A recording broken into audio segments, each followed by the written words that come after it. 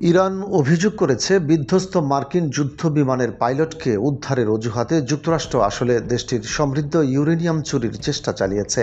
এই অভিযোগ নতুন করে ওয়াশিংটন ও তেহরানের মধ্যে উত্তেজনা বাড়িয়ে তুলেছে এবং সাম্প্রতিক সামরিক ঘটনার পেছনে ভিন্ন উদ্দেশ্যের ইঙ্গিত দিচ্ছে। সোমবার ইরানের পররাষ্ট্র মন্ত্রণালয়ের মুখপাত্র ইসমাইল বাঘাই এ বিষয়ে আনুষ্ঠানিক প্রতিক্রিয়া জানান।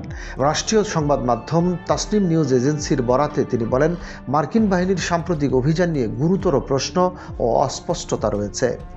ইরানের দাবি অনুযায়ী তাদের সামরিক বাহিনীর ক্ষেপণাস্ত্র হামলায় একটি মার্কিন যুদ্ধ বিমান ভূপাতিত হওয়ার পর যুক্তরাষ্ট্র ওই বিমানের পাইলটকে উদ্ধারের জন্য একটি বিশেষ অভিযান চালায়। তবে তেহরানের ধারণা এই উদ্ধার অভিযানের আড়ালে অন্য কোনো গোপন উদ্দেশ্য কাজ করছিল। ইসমাইল বাঘাই বলেন, যে এলাকায় মার্কিন পাইলটের উপস্থিতির কথা বলা হয়েছে, কোহগিলুয়ে ও বোয়ের আহমেদ প্রদেশ, তা ইরানের সেই কেন্দ্রীয় অঞ্চলের থেকে অনেক দূরে যেখানে যুক্তরাষ্ট্রের সেনারা নামার চেষ্টা করেছিল বলে দাবি করা হচ্ছে। এই ভৌগোলিক অসামঞ্জস্য থেকেই সন্দেহ আরও জোরালো হয়েছে।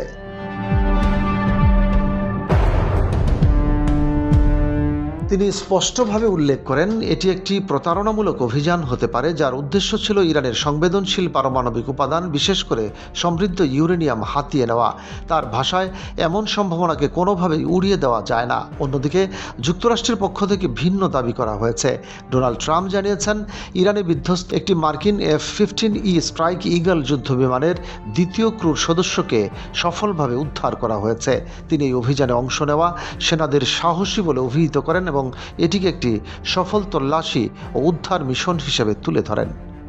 তবে ইরান এই দাবি সরাসরি অস্বীকার করেছে। দেশটির সামরিক কর্তৃপক্ষের মতে যুক্তরাষ্ট্রের এই উদ্ধার অভিযান সফল হয়নি, বরং তারা দাবি করেছে ইরানের সশস্ত্র বাহিনী সময়মতো পাল্টা ব্যবস্থা নিয়ে মার্কিন বাহিনীর পরিকল্পনা নস্যাৎ করে দিয়েছে।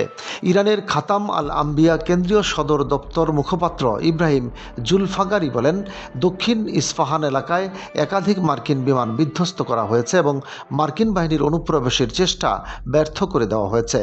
তার দাবি অনুযায়ী যুক্তরাষ্ট্র ওই পাইলটকে উদ্ধার করতে মরিয়া হয়ে ইরানের অভ্যন্তরে প্রবেশের চেষ্টা চালিয়েছিল। এই ঘটনার ফলে দুই দেশের মধ্যে তথ্যযুদ্ধ তীব্র হয়ে উঠেছে, যেখানে উভয় পক্ষই নিজেদের অবস্থানকে সঠিক প্রমাণ করতে পাল্টাপাল্টি দাবি করছে। বিশ্লেষকদের মতে এই ধরনের পরস্পর বিরোধী বক্তব্য শুধু সামরিক উত্তেজনাই বাড়ায় না, বরং কূটনৈতিক সম্পর্ককেও আরও জটিল করে তোলে। সব মিলিয়ে পাইলট উদ্ধারের ঘটনাকে ঘিরে ইরানের উত্থাপিত ইউরেনিয়াম চুরির চেষ্টা সংক্রান্ত অভিযোগ পরিস্থিতিকে নতুন মাত্রা দিয়েছে। এটি যদি সত্য প্রমাণিত হয়, তবে তা আন্তর্জাতিক অঙ্গনে বড় ধরনের প্রতিক্রিয়া সৃষ্টি করতে পারে। আর যদি এটি কেবল কৌশলগত বক্তব্য হয়, তবুও এটি দুই দেশের মধ্যকার অবিশ্বাস ও দ্বন্দ্বের গভীরতাকেই সামনে তুলে ধরে। রশিদ কামাল, বাংলাবাজার পত্রিকা।